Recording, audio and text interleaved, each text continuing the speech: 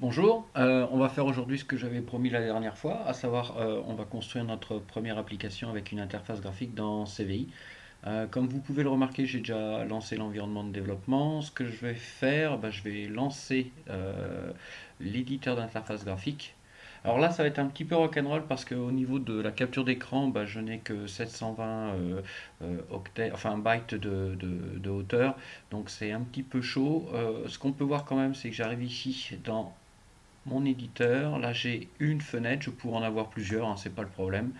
Il est possible qu'au niveau de l'écran, ça soit pas terrible parce que je capture pas tous les déplacements. On verra ça plus tard à l'exécution de l'application.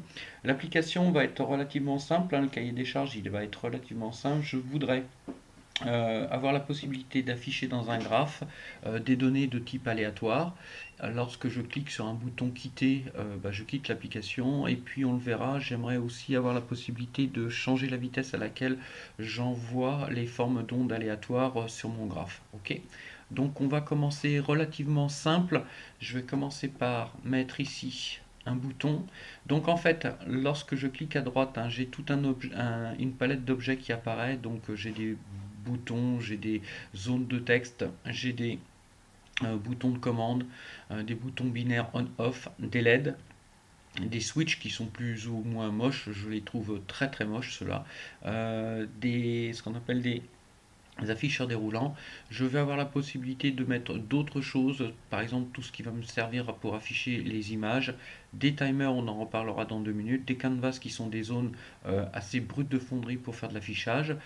J'ai aussi tout un ensemble de contrôles dits custom control, on va en utiliser un, par exemple pour le bouton quitter, tout simplement, je vais le mettre ici, d'accord, je vais le mettre là, hop. Et puis en gros pour l'instant mon application elle va ressembler à ça. Ce qu'il y a d'intéressant c'est que si je regarde ce qui se passe ici à droite, je vais avoir la possibilité de regarder un petit peu les attributs. Donc c'est relativement classique, hein. Son petit nom ça va être kit button. La fonction qui sera appelée, elle c'est callback, quick callback. Et puis ici j'ai une aide tout simplement qui m'explique un petit peu de quoi il retourne. Pour le reste, hein, j'ai tous les autres attributs, à savoir si les boutons est visible ou pas visible, qui sont directement utilisables par ce biais-là. Moi, ce que j'aime bien faire, c'est double-cliquer sur l'objet et là j'ai une boîte de dialogue qui apparaît avec les paramètres que je peux retrouver.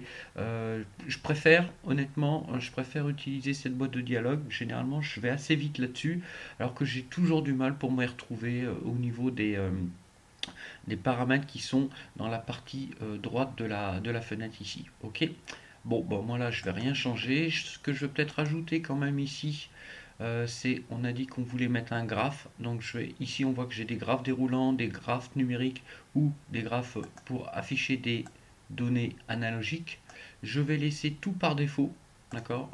Je vais le laisser comme ça. Je vais pouvoir déplacer mon graphe ici. Je vais l'amener un petit peu plus. Là, je viens de me tromper, donc CTRL Z, je vais prendre mon graphe ici. Et c'est celui-là que je veux. Ah, mais pourquoi tant de haine? Je vais le déplacer comme ça. Et puis ici, je vais le déplacer comme ça. Voilà. Et celui-là, je vais le mettre là. Ok. Je vais laisser tout par défaut. Et je vais laisser surtout CVI générer le code, une partie du code pour moi. Donc ici, je vais faire code generate all code. Il me dit qu'il faut sauvegarder le fichier d'interface graphique, donc je vais le laisser faire. Je vais créer dans mon répertoire temporaire un nouveau répertoire que je vais appeler test 2. Je vais venir dedans et je vais l'appeler test 2 ici. Il me dit attention, il faut spécifier un fichier C dans lequel vous allez insérer donc le code on va l'insérer dans une nouvelle fenêtre. Alors là c'est une boîte de dialogue qui me permet de spécifier si je veux créer un nouveau projet ou si je veux ajouter à un projet déjà existant. La cible, ça sera un exécutable, ça pourrait être une DLL, le nom de mon fichier C, si je veux un main ou un winmain, et puis un petit peu les paramètres que je vais avoir. Je vais tout laisser par défaut, d'accord. Et puis on va voir un petit peu comment ça se goupille. Je vais créer un nouveau projet dans un nouveau workspace, et voilà. Ça, c'est l'ensemble complet de mon application. Si je veux débugger cette application, je fais Run, j'appuie sur la flèche verte, on a vu ça dans les autres vidéos. Le compilateur va compiler, linker. J'ai une application qui n'est pas très très belle, qui fait pas grand chose, mais au moins quand j'appuie sur le bouton quitter, bah, va quitter. Si je la relance ici, il y a quand même deux petits soucis qu'il va falloir régler rapidement. C'est si je redimensionne ma fenêtre, bah c'est pas top. Et normalement, bah, j'aimerais bien pouvoir arrêter ça. Donc ce que je vous propose ici, c'est de revenir dans l'éditeur d'interface graphique. D'accord? Donc ça, je vais le fermer. Et puis, lorsque je double-clique sur la fenêtre, je peux lui demander tout simplement de dire sur les autres attributs, je ne veux pas que tu sois dimensionnable et je ne veux pas qu'on puisse te maximiser. D'accord? Et puis on peut lui demander à ce que les couleurs soient conformes aux couleurs du système Windows, ce qui fait que si je déplace cette application sur un autre système Windows, bah, j'aurai les bonnes couleurs. Ok. Autre chose que je pourrais faire, ce bouton que je vois par défaut, je pourrais demander à ce qu'il soit masqué. Maintenant, si je relance l'application, j'ai une application qui va ressembler un petit peu plus à ce que je veux. Voilà, je me retrouve avec ça. Bon, c'est pas trop mal. Je vais m'en contenter pour l'instant. D'accord? Une chose qu'on n'avait pas vue tout à l'heure, c'est que, enfin, en tout cas qu'on n'avait pas vu dans le par défaut, c'est que si je viens ici sur mon graphe, je peux lui mettre, par exemple, une indication. Bon, moi, je vais lui mettre un label. Hein, je vais l'appeler données ici, en français dans le texte. Il y a un truc que j'aime pas trop, c'est la légende. Je vais la laisser pour l'instant parce qu'on verra tout à l'heure qu'elle a son importance et on fera exprès de planter le truc. Et puis au niveau du panneau, si je double-clique sur le panneau, je peux quand même lui donner un petit nom, ça sera plus sympa à l'exécution. Ok? Donc maintenant, si je fais Shift F5 et je relance mon application, bon, ça y est, j'ai un truc qui fait rien, mais qui commence à ressembler à ce que je veux. Bon, le donné n'est pas bien placé, mais c'est pas grave. Ok, bon. Maintenant, ce que je vais faire, je vais venir ici et je vais mettre un objet de type timer. Vous vous rappelez que cet objet de type timer va avoir la possibilité pour moi d'invoquer des fonctions à un rythme prédéterminé. Donc, si je viens ici et que je lui dis on timer, toutes les 1 seconde, il appellera la fonction on timer. Et moi, dans cette fonction-là, je ferai ce que j'ai à faire, par exemple calculer des données et les afficher sur le graphe. La grande question, c'est comment est-ce que je fais pour avoir mon code? En fait, ce que je vais faire ici, je vais faire generate control callback et view control callback. À partir de ce moment-là, je reviens dans mon code, je me retrouve ici avec un événement de type timer tick qui a été généré. Et à ce moment-là, qu'est-ce que j'ai à faire? Bah, c'est à moi de le décider. D'accord? Je vais utiliser mes macros parce que bah, j'avais expliqué la dernière fois que c'est plus ou moins des guerres de religion, mais moi j'aime bien que mon code soit présenté à peu près correctement et toujours de la même façon. Ça m'évite de me paumer. D'accord? Et puis ça va être l'occasion pour moi de disséquer un petit peu le code avec vous. J'ai une première fonction main qui est le début du début de mon application, qui initialise le runtime de CVI. Vous n'en avez pas besoin a priori, mais je vais le laisser là pour l'instant. J'ai dit que j'essayais de faire tout par défaut. Si vous lisez la doc, hein, vous verrez que c'est surtout utile pour ceux qui voudraient utiliser et compiler le code avec un autre environnement de développement que CVI. Okay, la ligne suivante, c'est la ligne load panel qui attend plusieurs paramètres. Le paramètre le plus important ici, c'est quel est le fichier que je veux ouvrir, le fichier de ressources que je veux ouvrir, user interface ressource, d'accord, et quelle est la ressource que je veux charger. Alors rappelez-vous, hein, ici mon panel, il a un petit nom, il s'appelle panel. Quand je viens dans mon code, ici, je charge la ressource panel. Et comment est-ce qu'on sait qu'elle s'appelle panel? Rappelez-vous, si je fais CTRL U sur un point H, je vais avoir des ressources qui sont toutes identifiées avec bah, ici des constantes 1, 2, 3, 4, 5. Donc en gros, je lui dis en français dans le texte, ouvre-moi ce fichier-là, va me chercher cette ressource-là et mets-la en mémoire. Identifie-la avec un entier qui sera panel handle. Et panel handle, c'est bêtement une variable globale ici, ok, que je viens ici. Après, qu'est-ce qu'on fait? On fait display panel.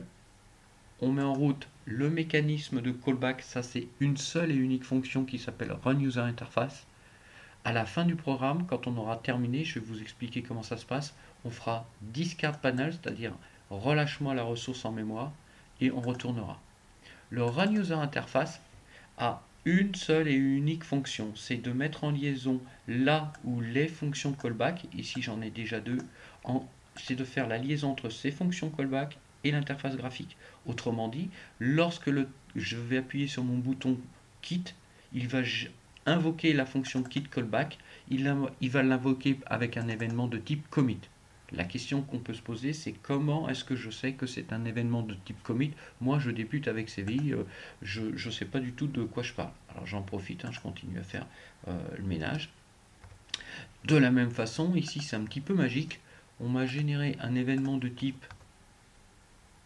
Oups, ici. Si je viens ici, on m'a généré un événement de type timer, tick. D'où est-ce qu'il vient? Alors, si je vais dans l'éditeur d'interface graphique, j'ai la possibilité de tester mon interface graphique. Et là, je vais vous demander de bien observer ce qui va se passer dans le bas de l'écran.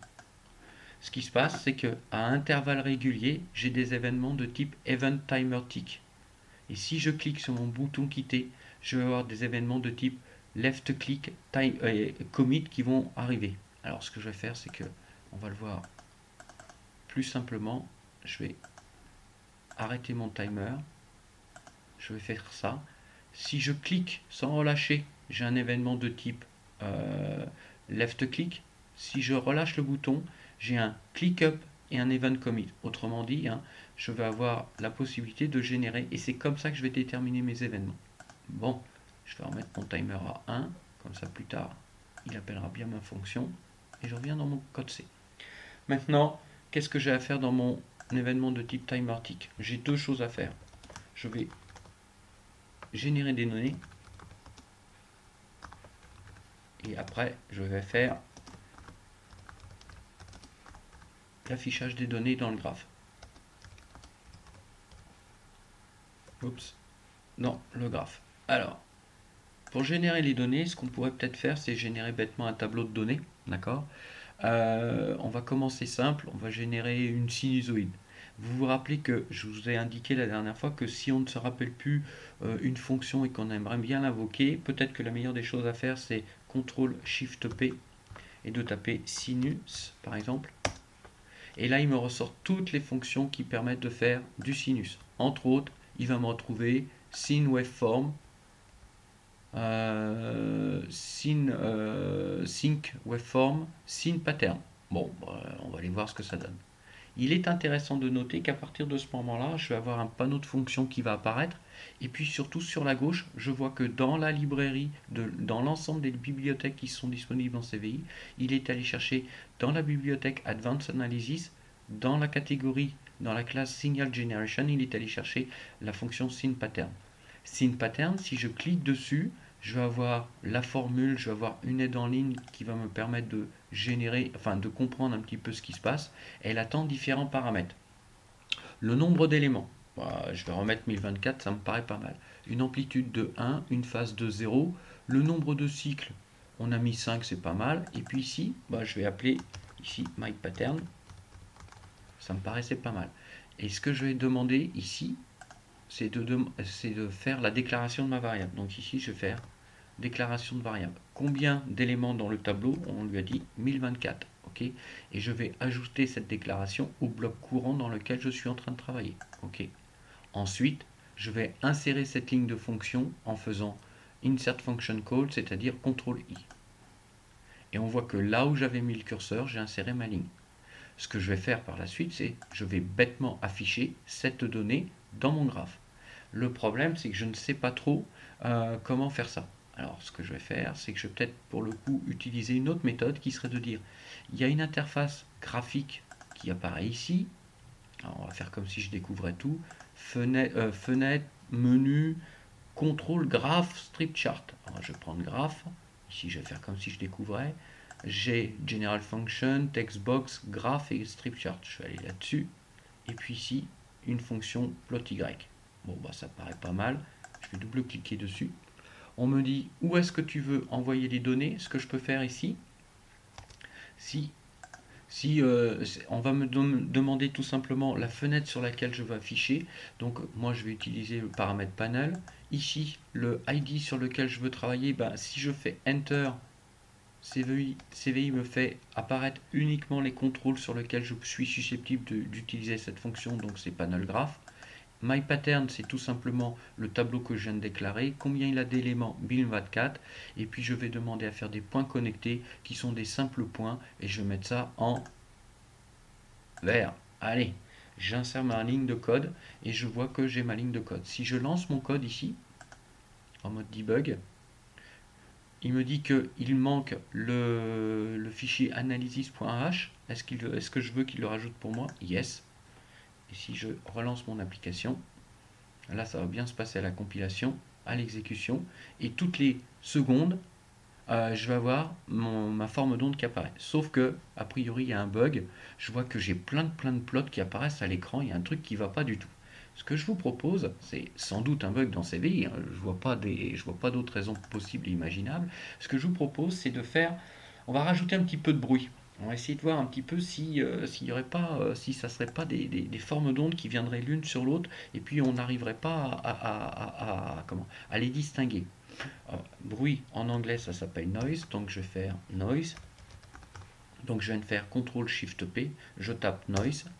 Je vois que j'ai la possibilité d'insérer un bruit gaussien, un bruit périodique, un bruit gamma. Moi ici, ou du poisson, ou je sais pas quoi, je vais prendre white noise.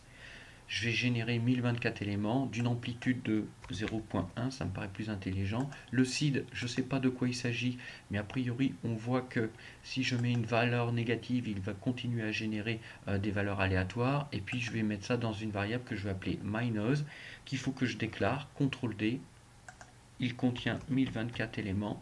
Je demande à bien faire la déclaration dans le bloc de code sur lequel je suis en train de travailler.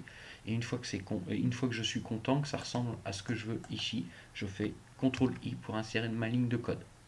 Et puis, ce que je voudrais, moi, c'est ajouter le contenu de MyPattern avec MyNoise pour mettre tout ça dans MyPattern, pour ne pas changer cette ligne de code ici. Ce que je vais faire, je vais sans doute faire une addition. CTRL SHIFT P, add. Alors, add tree image, ça aussi une bonne manière de découvrir tout un ensemble de fonctions. Et moi là, j'ai un truc qui s'appelle add 1D. Addition de tableaux à une dimension. C'est pile poil ce que je veux. Je vais prendre MyPattern, MyNoise, qui comprennent tous les deux 1024, et je vais mettre le résultat des courses dans MyPattern. Allez hop, ça me paraît bien. CTRL I. Et puis, une fois que j'aurai fait ça, je vais rajouter ça directement sous mon graphe. Allez, on va tester cette fonction-là. Il compile, il link, et qu'est-ce que je vois? Je vois que a priori, en effet, je suis toujours en train d'afficher des données sur la même courbe. Autrement dit, ça n'a pas l'air d'être un bug dans CVI, ça a l'air d'être plutôt un bug dans mon code. Ok, regardons un petit peu ce qui se passe. Quand je viens sur ma fonction plotY et que je fais CTRL P pour rappeler le panneau de fonction, je retrouve la doc que je peux lire ou pas, ça dépend. Notez au passage que ici, si je découvre la fonction, j'ai tout un ensemble d'exemples que je peux lancer, donc il suffit de cliquer sur le bouton. On va pas le faire là, mais c'est pas la peine. Par contre, ce que je peux faire, c'est regarder un petit peu ce qui se passe dans la fonction d'affichage. Et regardez qu'est-ce que j'ai comme fonction à ma disponibilité. Et je vois que j'ai une fonction qui s'appelle delete graphplot. Ah ah. Si j'invoque cette fonction-là, d'accord, qu'est-ce que je vais faire? Elle va me dire sur quelle fenêtre tu veux nettoyer le graphe, quel est le graphe sur lequel tu veux faire le nettoyage, c'est toujours panel graph. Plot handle, c'est quoi? En fait, si je passe -1, il va nettoyer complètement mon graphe. Je vais laisser -1, et là, il y a un paramètre qui s'appelle refresh. Il y a une documentation à lire, mais en fait, j'ai trois options. C'est soit je demande à faire un nettoyage immédiat, auquel cas on nettoiera puis on affichera, ou alors je fais un delayed draw, autrement dit il va nettoyer en mémoire, il n'y aura plus rien dans mon graphe en mémoire, et plus tard s'il y a un nouvel affichage, il fera l'affichage. Et cette option est généralement plus rapide. Je vais faire CTRL I, CVI me dit attention, tu es en train de réécrire sur une ligne que tu as invoquée, est-ce que tu veux la remplacer ou l'insérer? Moi je vais faire simplement insert. Et là, je me retrouve avec deux lignes qui sont dans le mauvais ordre.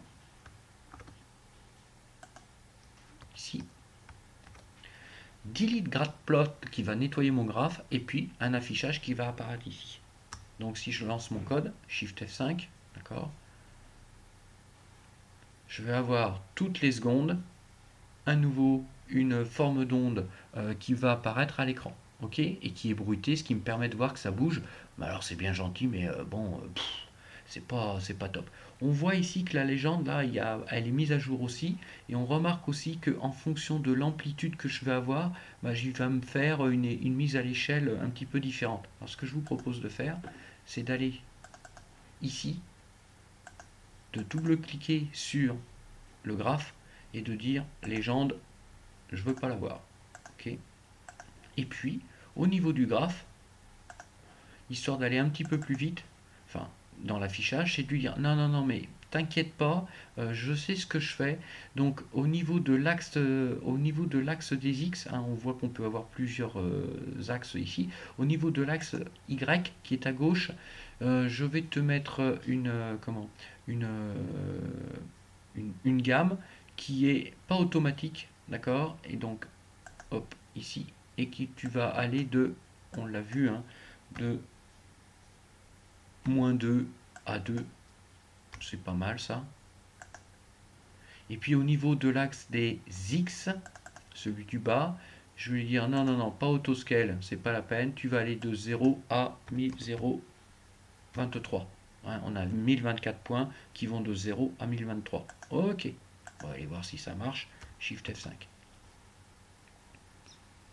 Et dans ce cas-là, on devrait avoir notre forme d'onde qui apparaît, un petit peu plus petite soit, hein, on aurait pu mettre 1.5 dans la gamme, et puis bah, j'ai plus cette légende moche là qui apparaît sur le côté. Ok. Bon, moi ce que je voudrais, c'est pouvoir accélérer les choses ici et pouvoir jouer sur mon timer. Dans mon interface graphique, ce que je pourrais faire, c'est de lui dire, bah non, au lieu de faire ça toutes les secondes, tu vas faire ça toutes les 250 millisecondes. Si je fais Shift F5, je devrais avoir un affichage qui est un petit peu plus rapide. Alors, il est possible que sur la vidéo, pour vous, ça ne soit pas rafraîchi tous les quarts de seconde. Hein. C'est tout simple, hein. C'est simplement parce que la vitesse à laquelle je prends des captures d'écran n'est pas suffisamment rapide. Ok. Il faut savoir que tous les attributs que l'on a là, ici, sont programmables. Donc, je vais lui remettre 1. Ce que je vais faire, moi, je vais mettre de la place. Je vais me mettre un numérique. Alors ça c'est très moche, d'accord. Sachez qu'il y en a d'autres qui s'appellent Classic Style numérique, qui sont moins moches. Ici, je double-clique dessus, il s'appelle numérique slide, je vais lui mettre on speed, ce sera la fonction callback à appeler lorsqu'on va changer la valeur. Je vais lui mettre une gamme. Alors la valeur par défaut, ça sera 1000. Et puis je vais lui mettre un nom, speed. La gamme des valeurs de 0 à 1000. Ok. Bah là, ça me paraît pas mal. On va faire exactement la même chose que tout à l'heure. Generate control callback. View control callback. Et ici, ce que je vais faire, c'est deux choses. Donc je mets ça sur une même ligne. F12 pour la séparation des combattants. Hop. Ce que je vais faire ici, c'est récupérer la valeur du contrôle lorsque l'événement commit arrive. Donc là, c'est une fonction, franchement, il faut la connaître par cœur. Hein. C'est get control val. Là, je vais appuyer sur contrôle espace. J'ai une fonction, j'appuie sur tabulation, je mets une parenthèse. Le premier paramètre, c'est la fenêtre sur laquelle je veux récupérer le paramètre. Et on remarque ici, là, j'ai mon panel qui est passé en paramètre. Bah, je vais mettre mon panel. Quel est l'objet sur lequel je veux récupérer? Alors ce que je peux faire, c'est cliquer ici et je vais demander tout simplement le slide qui s'appelait numérique. Bien. Et là, il va me demander une valeur. Je vais mettre valeur. Ok. Je vais déclarer ma variable. C'est une variable de type double ici. Il m'insère bien la déclaration. Mon appel de fonction est terminé ici. Ok. Et puis, ce que je vais faire, c'est que je vais faire une autre valeur, une autre fonction qu'il faut apprendre par cœur. Là, j'ai pas le choix, hein. C'est set control attribute, parce que celle-là, vous allez l'utiliser tout le temps. Set control attribute, contrôle espace, j'appuie sur Enter. Je veux jouer sur un contrôle qui est sur la fenêtre qui s'appelle panel. Et sur quel contrôle? Bah, pour le coup, je vais changer le timer. Au niveau des... Je vais remettre une virgule. Quel attribut je veux changer? Alors là, il y en a plein. Mais au niveau des différents attributs, ce que je vais faire ici, je vais trouver mon timer intervalle. Donc je vais prendre celui-là, paraît pas mal. Et je vais lui mettre bêtement la valeur value. Divisé par 1000. Rappelez-vous, le paramètre du timer est une valeur en secondes, et moi je vais taper des millisecondes, je vais saisir des millisecondes, donc je vais diviser par 1000, comme ça quand j'aurai 1000 divisé par 1000, ça fera bien une seconde. Si je mets 250, ça fera 250 millisecondes. On y va, Shift F5 pour lancer l'application. J'ai une superbe application qui va apparaître, dans laquelle pour l'instant j'ai une erreur. Qu'est-ce qu'il me dit comme erreur? Ici, il me dit que il attend un pointeur. Ok, donc je vais faire Shift F5 et là c'est reparti. Donc j'ai bien ma forme d'onde qui est mise à jour, d'accord. Si je baisse mon timer ici à quelques millisecondes, si je mets par exemple 100, Enter, d'accord, ça va beaucoup plus vite pour moi. Et si je mets 10 millisecondes, ça va beaucoup plus vite. C'est pas sûr que vous le voyez ici. J'ai un petit problème, c'est que cette mise à jour là n'est prise en compte que vraiment lorsque je relâche mon bouton. Hein, lorsque je mets 0 ici, ou si je mets 10, il faut vraiment que je fasse, pour que le changement soit pris en compte, je vais remettre 0. Et si je mets 100, le changement de rythme n'apparaît que lorsque je fais le commit. Ce qui serait intéressant, ça serait de dire, bah non, ce qu'on va faire, c'est qu'on va changer la valeur à chaque fois qu'on a un événement de type event underscore. On avait vu tout à l'heure, c'était val change, un truc comme ça. Donc on va faire val change. Je le prends. Et si maintenant je relance mon application, d'accord, bah, là, à partir de ce moment-là, dès que je change mon interface graphique, dès que je change ma valeur, j'ai des événements de type val change qui sont générés, et à partir de ce moment-là, mon interface graphique est toujours beaucoup plus répondante. J'ai un problème avec cette application. Lorsque je déplace ma fenêtre, je n'ai plus rien qui est mis à jour. Il faut vraiment que je la relâche. Ce que je vous propose, vu que ça fait 27 minutes qu'on discute, bah, c'est que je vais m'arrêter là. On continuera et on étendra cette application qui est formidable à mon avis. Je pense qu'on va faire 2 millions de dollars avec. On va l'étendre dans une prochaine vidéo que je vais sans doute tourner ce soir encore une fois. Ok. Bon bah écoutez, je vous souhaite bon courage. J'espère que vous avez appris des choses. Le code au final, bah, il est relativement court, hein. On voit qu'il fait à peu près 70 lignes. Je pense que c'est pas mal, et on verra la suite dans une prochaine vidéo. Bah, écoutez, bon courage, amusez-vous bien. Allez, ciao, salut.